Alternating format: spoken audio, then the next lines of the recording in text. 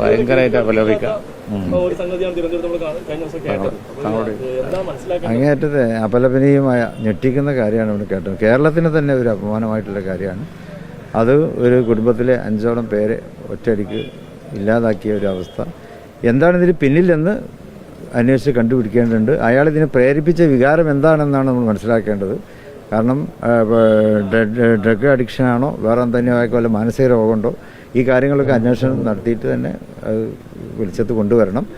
അതെ. ഇതിലൊറ്റൊരു വിമർശനം വന്നിട്ട് പോലീസ് സ്റ്റേഷനിൽ പോയി യുവാവ് പറഞ്ഞതിന് ശേഷമാണ് പോലീസ് തെരഞ്ഞെടുത്തത്. ആഭ്യന്തര വകുപ്പ് അറിയാതെ പലതരത്തിലുള്ള അന്വേഷണം നടക്കട്ടെ എന്നുള്ളതാണ് പ്രധാനപ്പെട്ട. അതൊക്കെ തന്നെ അന്വേഷണ വിഷയത്തിൽ പെടുമല്ലോ. അന്വേഷണം നടക്കട്ടെ. അതാണ് താങ്കൾ പറയുന്നത്. ഒരു മനുഷ്യത്വരഹിതമായ സംഭവമാണ്. മൃഗീയം പറഞ്ഞു. മൃഗങ്ങളെ മാതിരിയാണ് മനുഷ്യൻ.